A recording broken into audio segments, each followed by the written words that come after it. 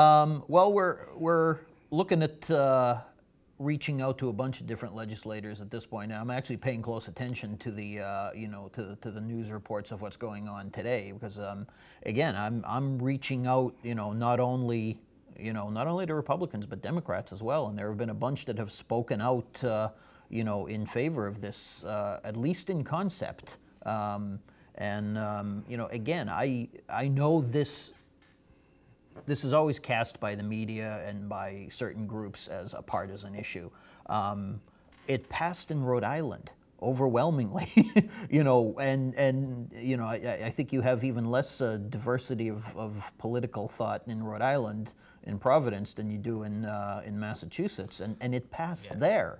So again, if you look at it objectively and go, how do we make our voting process more secure, and deal with that, and throw out the accusations and deal with legitimate concerns in a fashion that works. You can't cash a check without showing an ID. You can't open up a bank account. You can't open a bank.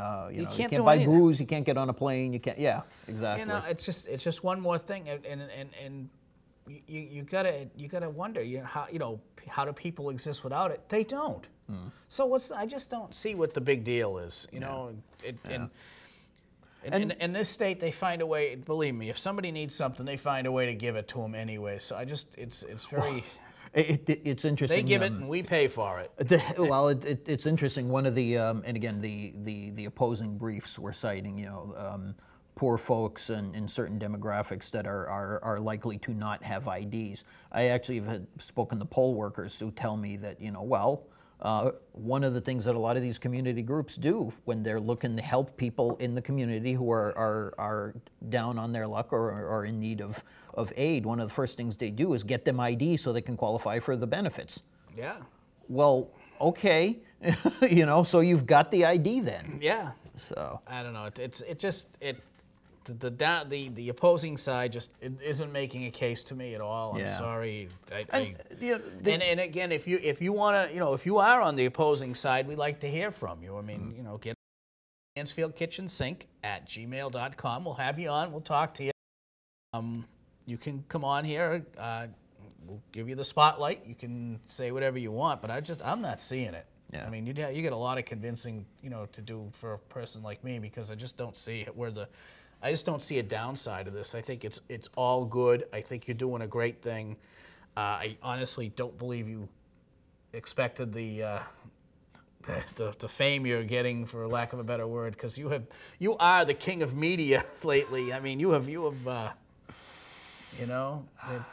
been on every radio station, television station, and newspaper, and you must have reporters calling you night and day. You were on with Dan Ray. You've been on with Michael Graham and Jay Severin. Jay Severin, not Howie Carr yet. Jeff Katz. Yep. Yeah, exactly. So yeah, a lot of local news stories about it too. So. Yeah, and you've talked to every newspaper, and they've talked to you. Yeah. So wow. So and what, it helps too, because it spreads the word, and especially after the story of the AG refusing to certify it, it gave us the opportunity to say that this ain't over yet. Right, that was your bump. Yeah, that was your bump, and I think in the end, I think people are going to be incredibly surprised at how much support you actually do have.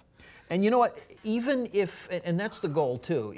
Obviously we need 69,000. We want to get more than that. But even if the Supreme Judicial Court actually, at the end of the day, says, no, the Attorney General was right, and that ends it there. If we've already delivered 150,000 signatures to the legislature, way more than the requirement, then that sends a message, okay?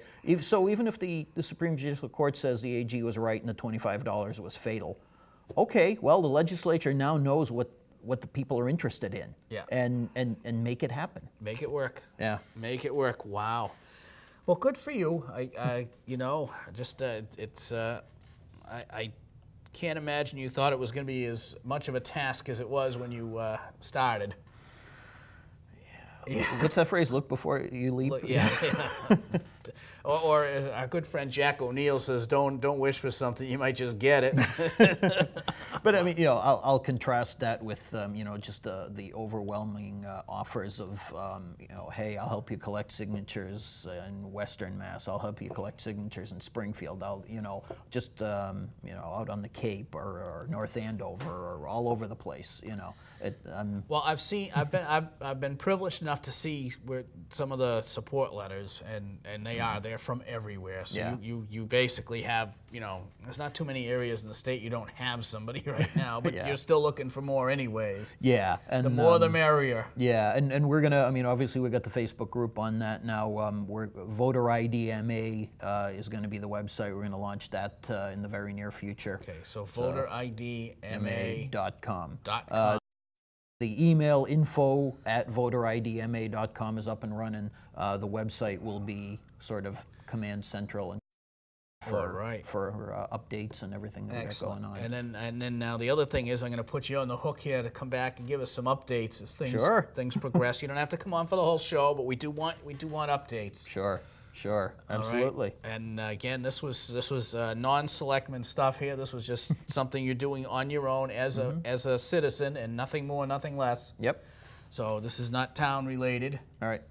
Now, so excellent, very good. And Olivier Kozlowski and his initiative petition to show an ID to be allowed to vote. Fair enough, right? Right.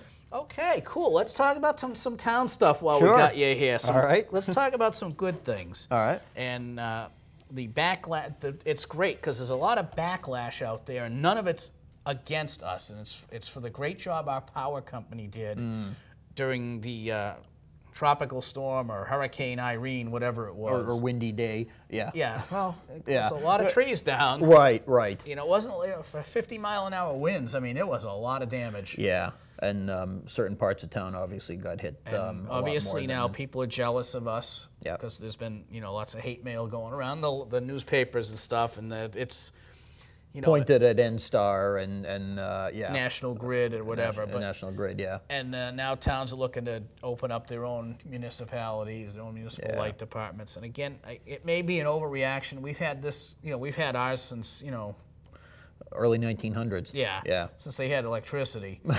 And, you know, it's something to develop. And you know, right now things are running well over there, and you know, but I mean, we went through a long period of time where it was just the source of all kinds of problems. So, as Jack says, be careful what you wish for; you might just get it. I mean, right now our utility is very you know, working very well. And again, there are benefits to having a town utility because the crews know the town. They only have to know one town. Yeah. And they're putting their neighbors, they're reconnecting their neighbors. Yeah, but it's the same. It's the same crew working together all the time too. Right. They develop a rhythm. It's like a fire department. Right. And you know, it's the same crew. Right. That works together. They get a working rhythm. They can handle certain tasks. They all know their jobs before they get there. Yeah. And you know they go out of their way to make us see, you know, to see how well it works. I mean, for the most part, you know, nobody lost power for more than like 4 hours. You know, there's a couple of isolated areas. I think on the outside of it, I think by that Tuesday there were about 12 houses, not neighborhoods, houses. Right. And that's because they had issues with their own equipment. Right, and two of those they didn't put the plug in. I'm not privy to that information. Well, you know. There you go.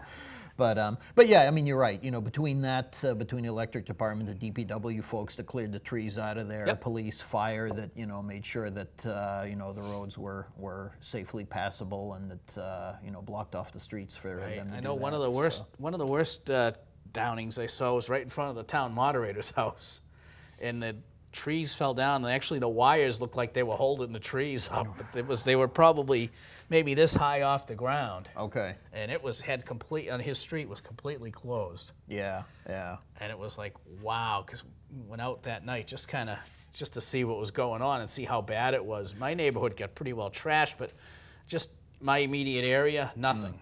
But the rest of the people in my street all had trees down. See, that's why I probably came off sounding a little bit, you know, nonchalant about it, because I looked out a bunch of times during the afternoon and I'm going, all right, the trees are barely moving. You know, so well, it really was. At one point, I had said that. Yeah, I said, you know, there's a few leaves in my front yard. My neighbor's flower pot blew over. Yeah, yeah. But yeah, that was significant damage. Yeah, it really, you know, there are, you know, a bunch of outages. There are a lot of trees. You look at I know where Doug lives. There's a whole bunch of trees. He lost a big tree in his. Yeah, there's a bunch of. Oh yeah, that whole area there. They hit the roofs and everything. That's right. That's on my neighborhood. Yeah, yeah. So, but anyways, kudos to those guys. The town services. Everybody did a real good job, and it's nice when they're not complaining. Yeah. So, anything else going on? Anything else that we need to know about while you're here? Well, we're looking at a couple of things. Obviously, we're trying to get Verizon FiOS rolled out to everybody, and you know, hopefully, it happens in the nearer term rather than the later term. Those wheels are turning slow. Yeah, you know, and so hopefully that gets. You know, they've just asked for an additional 2 years to complete their rollout, which you know. How much do they have left? I know there's not available in my area. There's a lot of Mansfield that does have it available, but the problem is a lot of the cul-de-sacs, a lot of the smaller streets, the spur roads and stuff like that, you know, don't have it. So and that's because they have the underground utility, or yeah, I mean, and some of them, you know, so for some, the conduit with the space available is already buried in there. It's just a matter of, you know, well, come on out, feed your cable through, and you know, some of the older neighborhoods, like my neighborhood was built in the early '90s, and that is actually, if you can believe that, too old to have spare conduit available. Yeah, but again, mine too. We ran in when we put the addition on. We upgraded to 200 amp service for the you know, and all they had to do was run another wire, and the pipe was too small. So we had to redo the whole thing. And you know, you bring up a good point, because you know, Lee Azanera was there last week and was here before us, talking to us this week about you know, how we got to the point that we're at right now.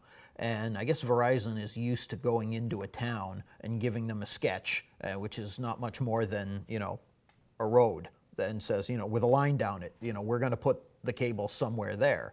We actually have, in our town, we've got a great GIS system which shows, you know, all the different layers. It shows you where your electrical lines are, where your, you know, your pipes are, where everything is. Your tax dollars at work. You know, and you know, but when they come in and say we're gonna cut up your road somewhere and put it, well, doesn't wash. Where and what are you interfering with? So we finally got that worked out. You know, but you know. Therefore, they're saying, all right, we are probably not going to be able to get done by September of 2012. Can we have 2 more years? So we'll see how that we'll see how that plays out. Now that got tabled for now, right? They're gonna... It got tabled because I actually suggested that, you know, look, if they're asking for some relief from the contract, then is there anything that we as a town might want in exchange for that? And you know, I know I've spoken with Jack here. I know that Verizon gives Mansfield Cable Access 3 channels. Comcast gives them 4. Is that something? You know, the Fox 25 issue, some of the Boston channels, you know, that you can get on Comcast and you can't get on Verizon. Why? Is that something that can even be on the table? And so that's why I at least wanted to get public input. And, all good questions. And yeah, so I wanted to make sure that if we're going to talk about, I don't want to just talk about extending this 2 years or not. If there are other issues that need to be talked about, let's talk about it all at once. Let's do a negotiation. Yeah, that's all. And one last thing before I let you go. Where are we with the? And this is another one of your ideas, the cost savings. I haven't heard anything you know, about that in months. I actually do need to, and thank you for the opportunity. I actually do need to remind people that yes, it's still there, and we've started to roll out putting the warrants online. And I got to make sure that we're up to that, that we're keeping up with that. That being where your tax dollars are going on a weekly basis. Yep. So that way, I mean, that's a tool. That's a tool for people who are looking to participate in that program. You can see what we're spending money on, and is there a way that? Yeah, it's tough if you watch the selectmen's meeting, you go to selectmen's meeting, you know, warrant. You know, 12799. Yeah. And the amount of $2,300,438.12, and everybody says okay, and George abstains, or you know, some whatever. And you know what? To be fair, I think we've gotten better at least with, you know, when it's, you know, I don't mean to sound flip about this, but you know, when it's 80,000 or 200,000 or whatever, when it's a 1.5 million, I think we're getting better with going, it's that high because. No, okay. no. It's that high because we had the health insurance premiums due, or we had to buy power. You've been very good about it, and I know it's helped George, because I know he's had a lot of trouble with some of these warrants over the years, and it helps a lot of people. But I mean, if you want to actually see what's on the warrant now, they are on the town website, so at least you can see